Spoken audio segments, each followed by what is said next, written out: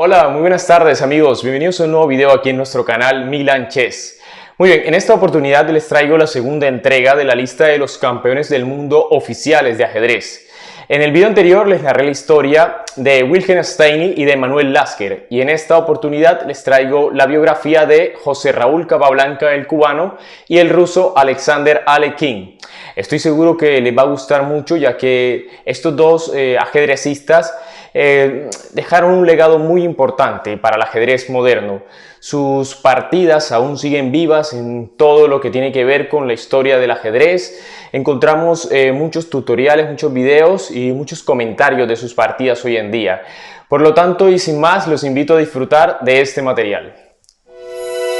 Campeones del mundo de ajedrez oficiales. Campeón del mundo de ajedrez oficial José Raúl Capablanca y Graupera. José Raúl Capablanca nació en La Habana el 19 de noviembre de 1888 y falleció en Nueva York el 8 de marzo de 1942. Fue un ajedrecista cubano, campeón mundial de ajedrez desde el año 1921 hasta el año 1927. Por su genio precoz fue apodado el Mozart del ajedrez, por el aura de invencibilidad. En su época dorada se le llamó la máquina del ajedrez. Capablanca, Ramón Fons y Alfredo de Oro constituyen las tres figuras más importantes del mundo deportivo cubano de las primeras décadas del siglo XX, cuando fueron llamados la Tríada de Oro, ya que cada uno era el máximo exponente en su deporte. Nació en el Castillo del Príncipe, instalación militar de La Habana, provincia de Cuba, el 19 de noviembre de 1888. José Raúl fue el segundo hijo de José María Capablanca Fernández, oficial del ejército español, y la matancera María Graupera Marín. Según su propio relato, Capablanca aprendió a jugar al ajedrez a los 4 años de edad, observando a su padre jugar con amigos. En el transcurso de una de las partidas que éste jugaba habitualmente por las tardes con el general Toño, de quien era asistente, observó que don José María movía el caballo de una manera no permitida. Ante la sorpresa de todos, lo acusó de hacer trampas y pasó a demostrarle lo que había hecho. Acto seguido, Capablanca disputó una partida de ajedrez con su padre y lo venció. Cuando el niño cumplió los 5 años, su padre comenzó a llevarlo al club de ajedrez de La Habana. A los mejores jugadores del club les fue imposible derrotarlo, dándole ventaja de dama. En diciembre de 1901, a la edad de 13 años, derrotó al campeón nacional cubano Juan Corzo, con el resultado de 4 victorias, 3 derrotas y 6 tablas, alcanzando el título de campeón de Cuba. Terminó sus estudios en el Instituto de Bachillerato de Matanzas. Su familia no disponía de recursos como para permitirle estudiar en el extranjero, pero en vista de sus buenos resultados académicos, su mecenas, Ramón Pelayo de la Torriente, se dispuso a financiar su formación en los Estados Unidos, con vistas a que en el futuro gestionase sus prósperos negocios azucareros en Cuba. Cursó la secundaria en la escuela Woody Cliff de New Jersey, aspirando a entrar en la Universidad de Columbia para seguir la carrera de ingeniería química. Sin embargo, permanentemente distraído por su pasión en el juego, solo cursó los 2 primeros años. En 1905 comenzó a frecuentar el Club de Ajedrez de Manhattan. En la noche del 6 de abril de 1906 participó en un torneo relámpago en el que, tras sucesivas partidas eliminatorias, venció al gran Emanuel Lasker, ante el asombro de todos, adjudicándose el torneo. Lasker estrechó la mano de su vencedor diciéndole: «Es notable, joven, usted no ha cometido errores». En su primer encuentro internacional se enfrentó al maestro norteamericano Eugene Del Mar, a quien ganó todas las partidas, a pesar de haberle otorgado ventaja de peón y salida. Entre fines de 1908 y 1909 participó en una prolongada gira estadounidense. De un total de 734 partidas, ganó 703, entabló 19 y solo sufrió 12 derrotas. En 1909, a la edad de 20 años, Capablanca ganó un encuentro al campeón estadounidense Frank Marshall. Fue la insistencia de Marshall la que permitió que se le dejara participar al joven Capablanca en el torneo de San Sebastián, España en 1911. Esta era una de las competiciones más importantes de la época. Todos los grandes jugadores del planeta estarían presentes, excepto el entonces campeón mundial Emanuel Lasker. Al inicio del torneo, Osip Bernstein y Aaron Nimzowitsch objetaron la presencia del invitado, pues este no había ganado todavía ninguno de los grandes torneos. Sin embargo, después de que Capablanca ganara su primer juego contra Bernstein, en una partida que le otorgaría el premio a la brillantez, este reconoció su talento y dijo que no se sorprendería si su vencedor terminaba ganando la presea mayor. Tras una movida durante un juego en la variedad de ajedrez rápido, Nimzowitsch se ofendió a raíz de un comentario de Capablanca, a quien respondió: los jugadores sin trayectoria deberían mantener la boca cerrada en presencia de sus superiores. En el acto, Capablanca retó a Nimzowitsch a enfrentarlo en una serie de juegos rápidos, los cuales ganó fácilmente. Los maestros presentes en el lugar concluyeron que el joven cubano era insuperable en la variante rápida, distinción que le correspondería hasta el final de su vida. Capablanca efectivamente terminó ganando el campeonato, nuevamente frente a Nimzowitsch, usando una apertura muy admirada por Mikhail Bobinit y asombrando el mundo del ajedrez al ganar con balance de 6-1, delante de Akiva Rubinstein, Karl Schlechter y Seiber Tarrasch. En 1911 retó a Lasker por el campeonato del mundo. El alemán aceptó el desafío, pero propuso 17 condiciones para el cruce. Capablanca no estuvo de acuerdo con algunas y no llegaron a un acuerdo. En 1913 jugó en La Habana y terminó segundo detrás de Frank Marshall, habiendo perdido una de las partidas contra el norteamericano después de tener una posición ventajosa. Reubenfein afirmó que Capablanca había exigido al alcalde el desalojar a todos los espectadores para que no lo vieran en el mal estado de ánimo mientras perdía. Esta historia ha circulado en libros y en la red. Sin embargo, el libro de Edward G. Winter documenta que la historia de Fein no tiene ningún fundamento. Demuestra en cambio que los 600 espectadores presentes, que naturalmente apoyaban a su compatriota, le dieron a Marshall una fuerte ovación. Las notas del mismo Marshall corroboran esta versión. Cuando oyó el griterío de la multitud, creyó que lo iban a linchar, por lo que pidió una escolta de seguridad para que lo llevara rápidamente a su hotel. Después le contaron lo que había sucedido en realidad. Inmediatamente después de esto, Capablanca obtuvo un resultado de 13-0 en un torneo en Nueva York, aunque Aldrich Duras era el único gran maestro internacional entre todos sus rivales. En septiembre de 1913 consiguió un trabajo en el Ministerio de Relaciones Exteriores de Cuba. El sueldo mediano le permitió seguir disfrutando de su pasión ajedrecística y realizar algunos viajes al exterior en busca de nuevos desafíos. Durante muchos años fue el cubano más famoso. Luego jugó una serie de partidas en Europa contra los mejores jugadores de la época. En Berlín derrotó a Jacques Mieses y a Richard Teichmann. En San Petersburgo jugó una serie de 6 partidas, 2 contra Alexander Alekhine, 2 contra Yevgeny Nosko-Borovsky y 2 contra Fyodor Khotmyrsky, perdiendo una vez contra Nosko-Borovsky y ganando el resto. Estos fueron sus primeros encuentros con Alekhine, quien fue superado ampliamente. Luego en Riga batió a Nimzowitsch en un elegante final de alfiles de color opuesto. En Moscú venció a Bernstein en una partida que aparece en muchas antologías como una joya por la jugada ganadora 29 y por la nueva estrategia de peones colgantes. En Kiev superó a Bogatyrskyj, entre otros. Ya en Viena derrotó a Richard Reti en una partida y a Savielly Tartakower.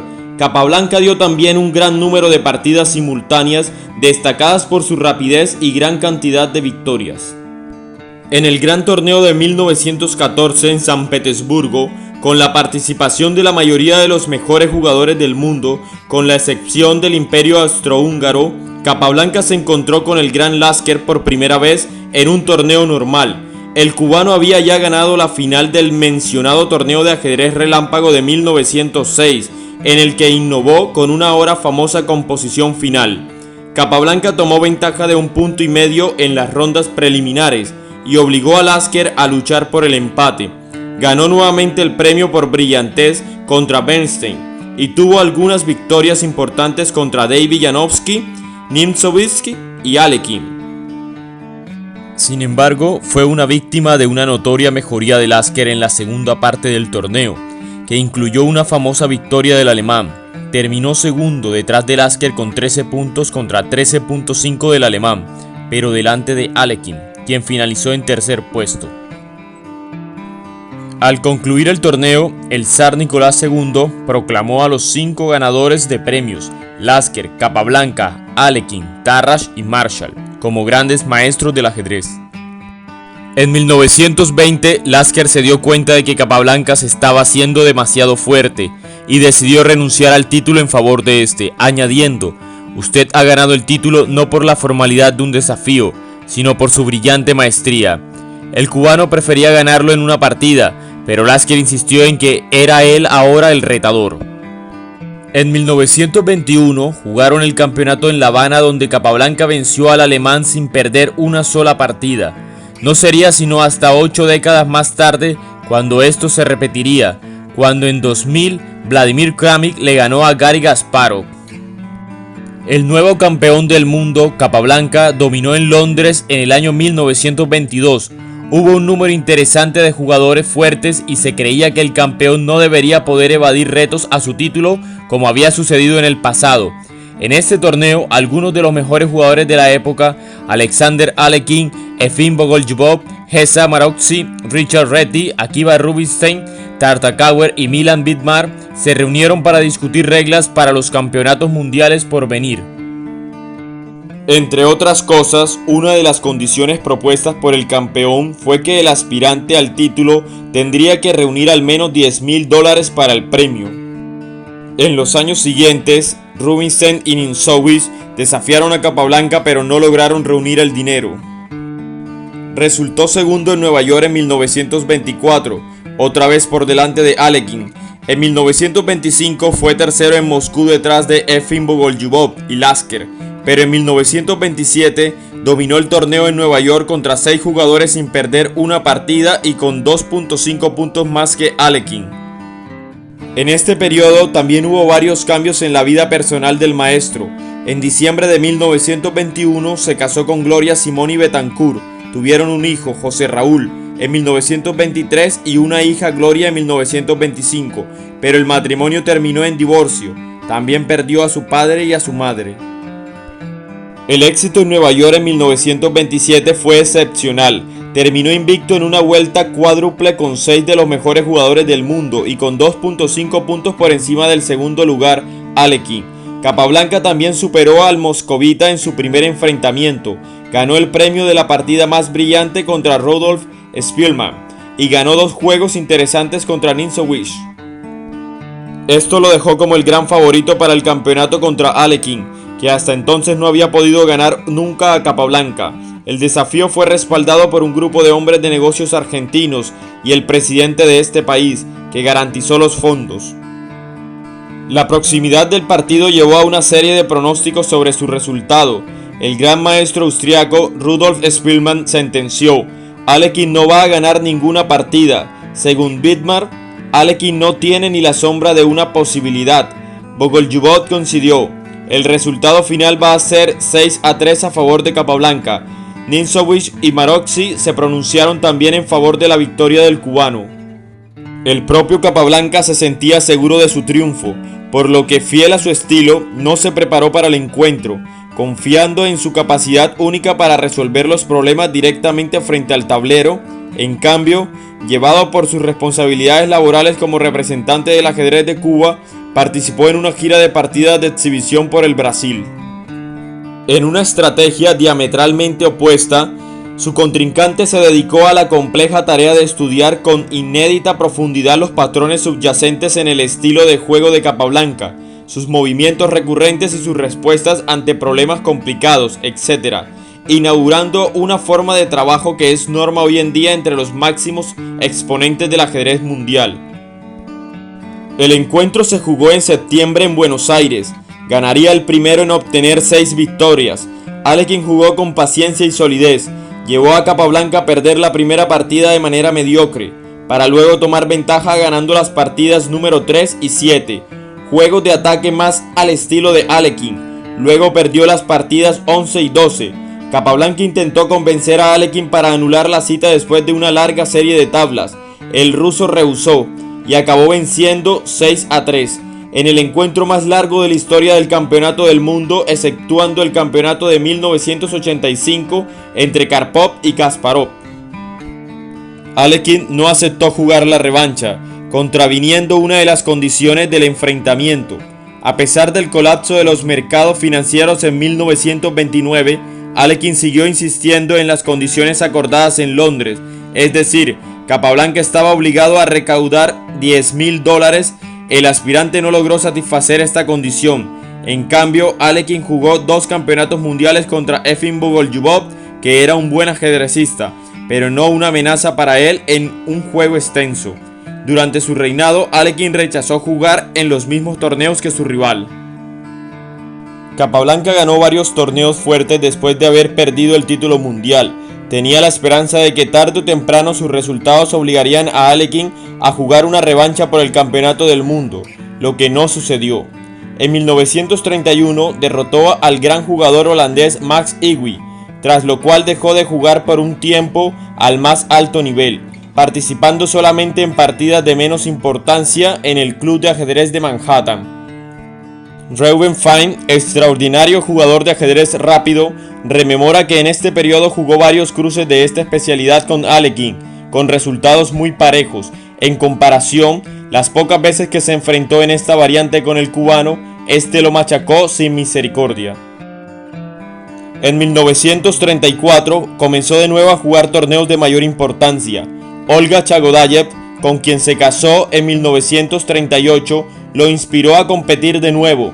Alekhine perdió el título contra Euwe en 1935, en parte debido a sus problemas con el alcohol.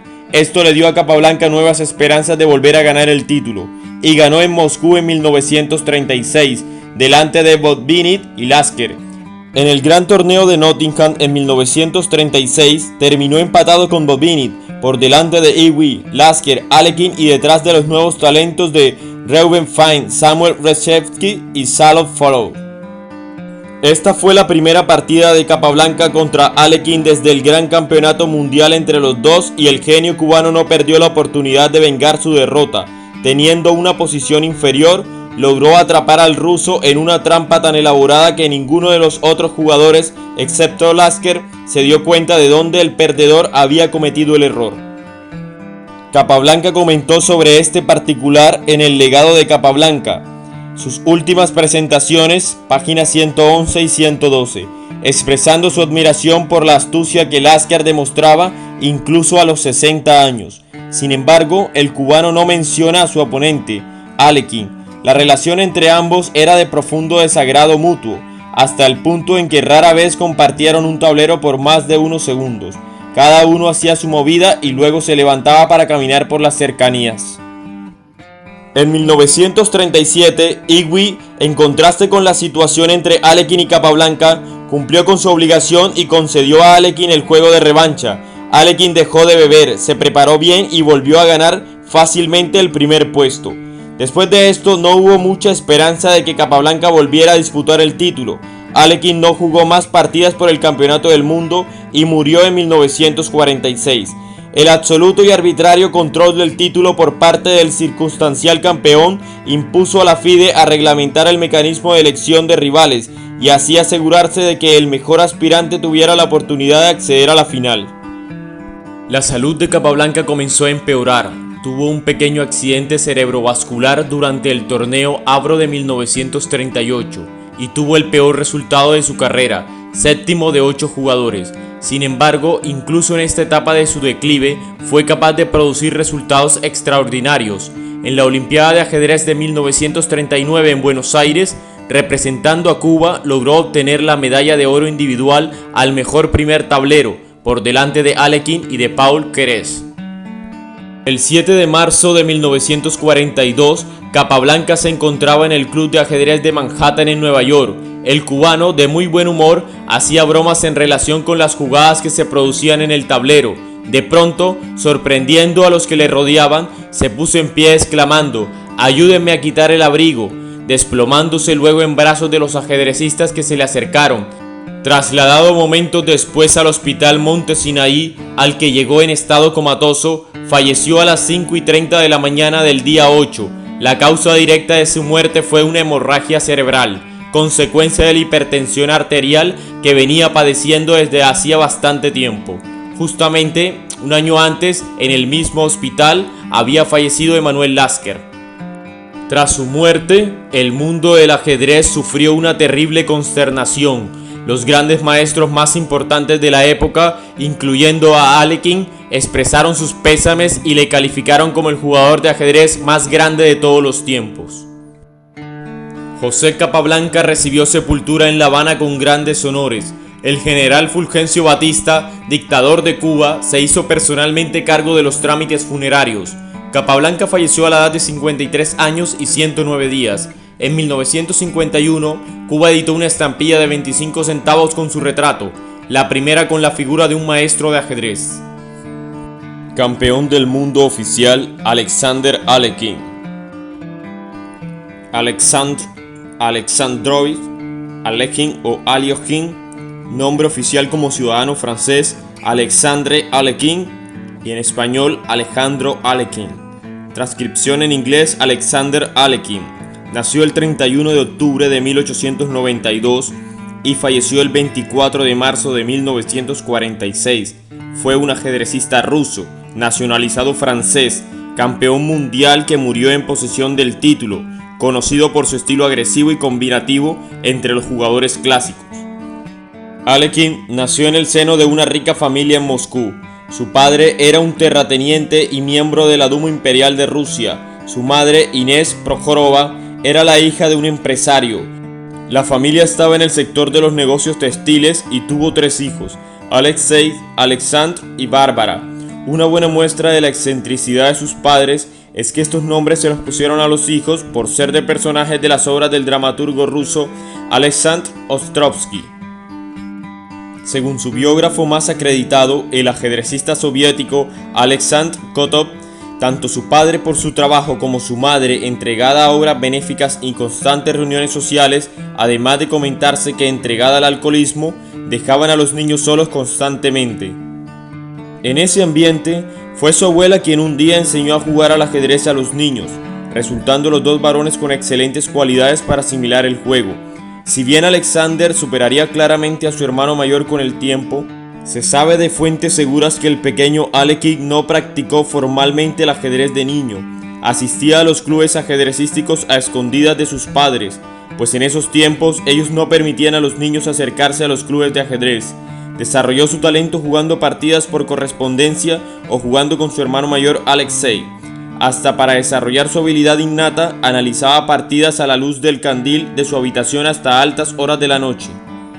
Algunos historiadores sostienen la tesis de que el interés de Alexander de ser jugador profesional le surgió al presenciar con 13 años una demostración a la ciega del entonces célebre ajedrecista estadounidense Harry Nelson Pillsbury, cuando este se presentó en Moscú, en la que se habría colado pese a la prohibición de entrar a los menores. Si bien, aunque se conoce con certeza que dicha demostración existió, no se puede asegurar que Alekhine estuviera presente en ella. Alekhine fue en los años de colegial y universitario un joven estudioso y extremadamente formal, que obtuvo la licenciatura en Derecho en la Universidad de Moscú en 1914 e incluso brevemente ejerció la judicatura. Alexandr Kotov, su principal biógrafo, aporta en su libro Alekhine testimonios de individuos quienes le conocieron en aquella época y aseguran que era totalmente abstemio. El primer éxito deportivo de Alekhine fue su victoria a los 17 años en el torneo para aficionados de San Petersburgo en 1909, en el que ganó 12 partidas, perdió 2 e hizo 2 tablas. Se había visto anteriormente en partidas notables el talento de este genial maestro ruso, entrenado por el maestro Benjamin Blumenfeld. En esa ocasión, Alekhine ganó el título de maestro nacional. El torneo se desarrolló junto a otro evento de carácter profesional, en el que vencieron el alemán Emanuel Lasker y el polaco Akiva Rubinstein. En 1914, tras jugar otro torneo en San Petersburgo, Alekhine, Emanuel Lasker, Frank Marshall, Seibert Tarrasch y José Raúl Capablanca fueron los primeros ajedrecistas en conseguir el título de Gran Maestro. La Primera Guerra Mundial lo sorprende disputando el torneo de Mannheim, Alemania, y tanto él como algunos otros de los participantes rusos, Yefim Bogolyubov, por ejemplo, fueron retenidos por la policía alemana como extranjeros hostiles y luego intercambiados por civiles alemanes arrestados en Rusia. A lo largo de la contienda, Alekhine interviene en actividades a favor de la Cruz Roja local.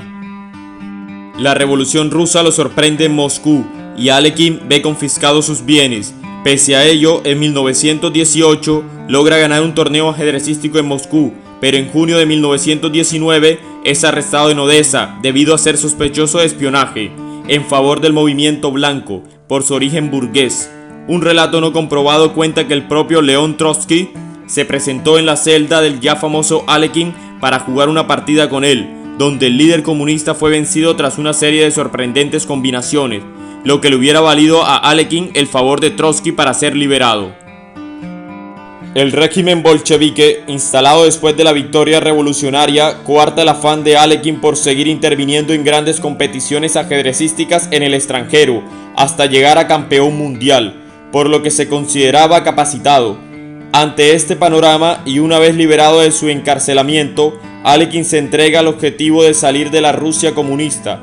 En 1920, Alekhine gana el campeonato de Moscú en abril y luego el campeonato nacional de la Rusia soviética en octubre, y gracias a su fama y conocimiento de idiomas extranjeros consigue un puesto de traductor oficial en la Comintern. Hoy en día, los historiadores siguen sin ponerse de acuerdo sobre la forma en que Alekhine logró salir de Rusia cuando a nadie le estaba permitido semejante acción. Durante mucho tiempo, en la Unión Soviética, Alekhine fue considerado traidor a la causa bolchevique, porque se consideraba que había abandonado la Rusia comunista de forma clandestina. Sin embargo, descubrimientos posteriores a su muerte pueden venir a demostrar que, contra lo sospechado, Alekhine sí contaba con un visado que le permitía viajar al extranjero, en tanto había conocido en 1920 a la periodista Annelies Ruck, nativa de Suiza y 13 años mayor, con quien se casó en marzo de 1921 y con quien viajó a Francia meses después para una breve visita, de la cual nunca retornó.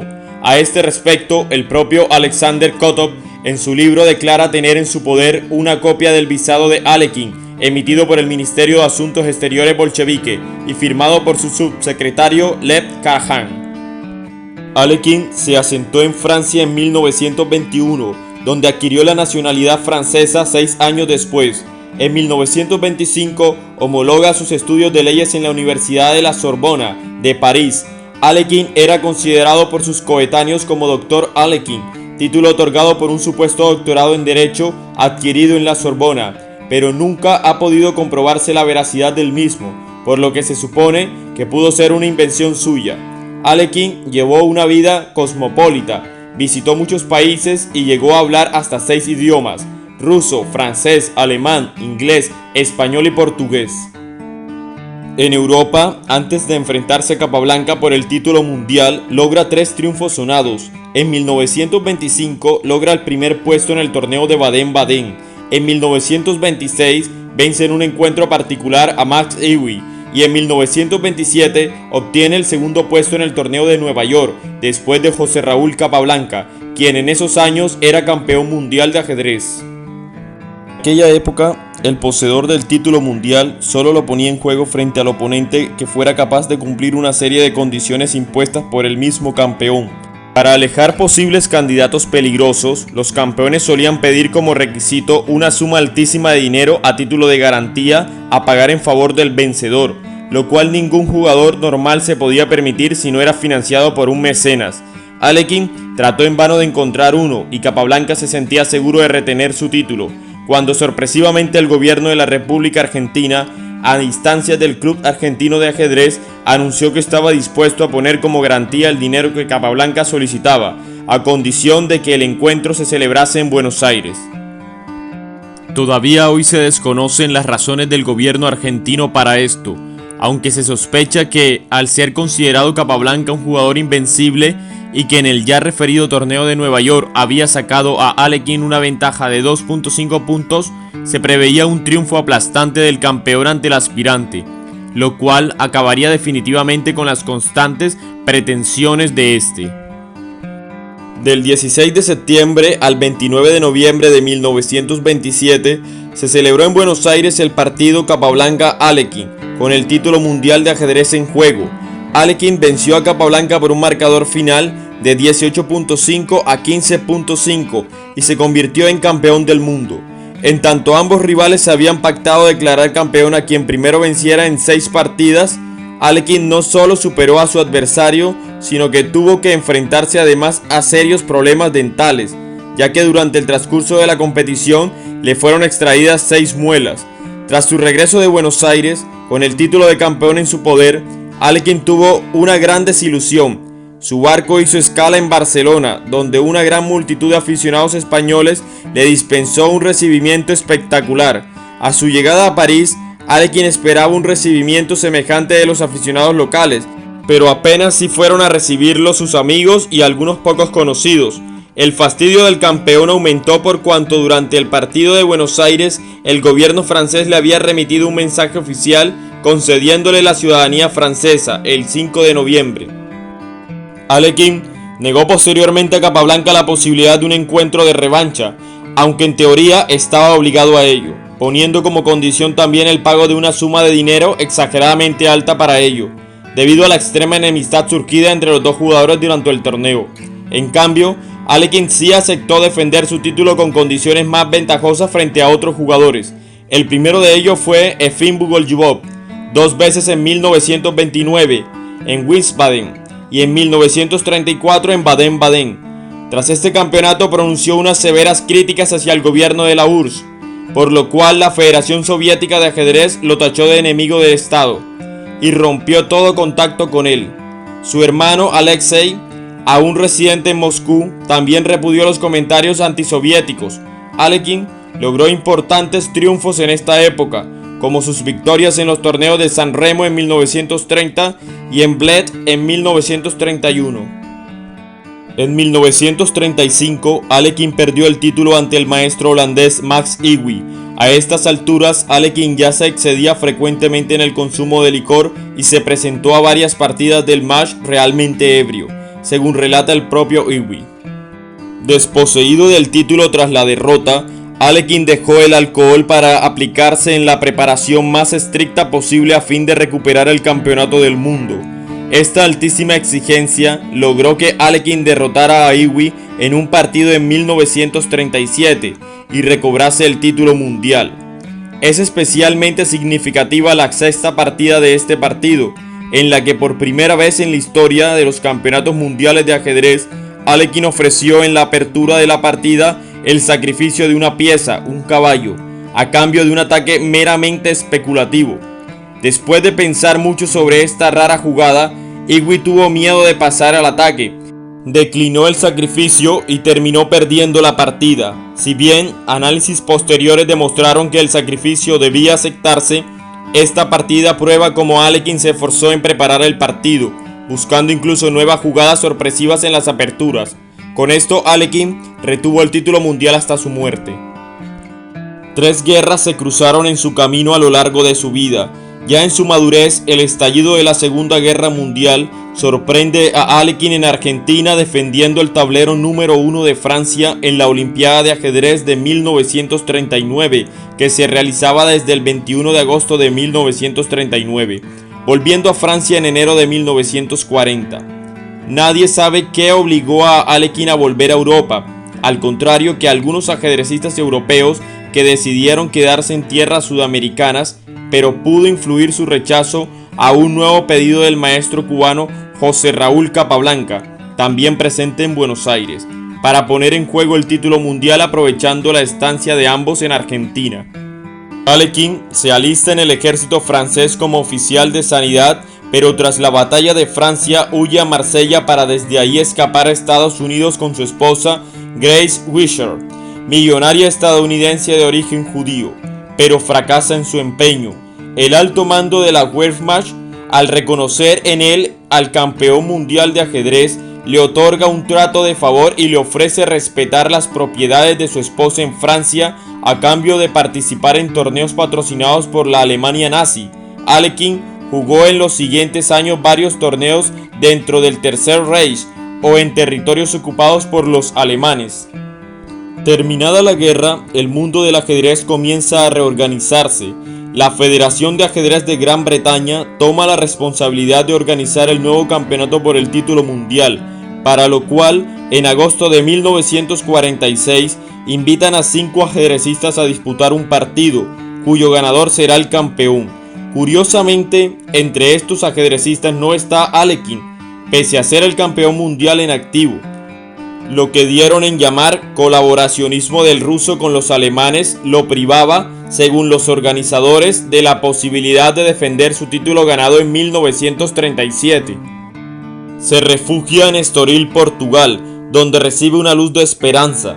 El soviético Mikhail Bobinit, que a la postre sería el nuevo campeón mundial, al imponerse a sus 4 oponentes en el partido celebrado en La Haya, escribe una carta a Alekhine diciendo que pese a la organización británica del título, Bobinit aún lo considera como el campeón vigente y que está dispuesto a celebrar la disputa del título en Moscú, tal y como ambos habían acordado con la FIDE antes del inicio de la guerra. Al igual que hizo años atrás en la revancha ante Iwi, Alekhine deja el alcohol y se prepara para el encuentro por el campeonato del mundo frente a Bobinit.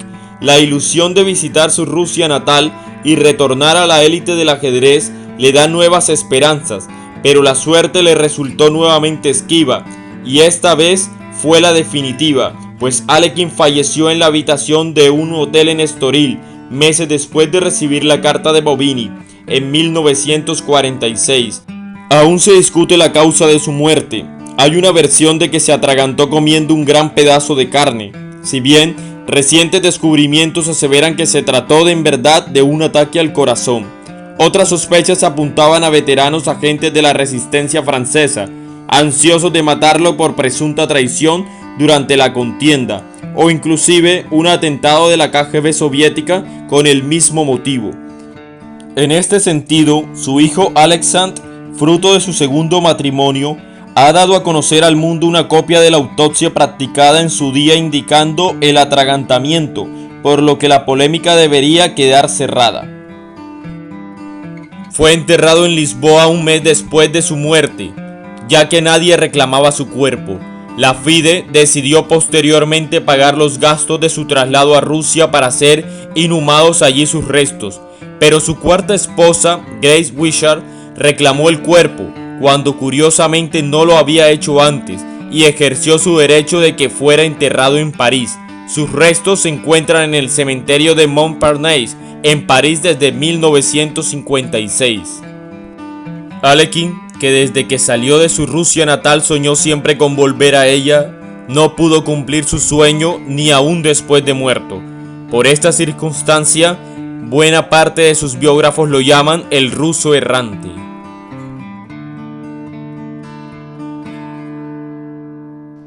Muy bien, hemos llegado al final de este video. Espero que les haya gustado mucho, espero que lo hayan disfrutado y hayan aprendido mucho. Si es así, os invito a dejarle un like y un comentario aquí en el cajón de los comentarios. Muy importante, los invito a suscribirse a mi canal, ya que con la suscripción apoya mucho este proyecto y seguirá creciendo. También dejaré mis redes sociales aquí en la descripción, por si quieren ver todo el contenido de este canal, pero en redes sociales. Estén pendientes, ya que en las siguientes entregas seguiré subiendo la lista de estos campeones del mundo oficiales. Sin más, me despido, un fuerte abrazo para todos.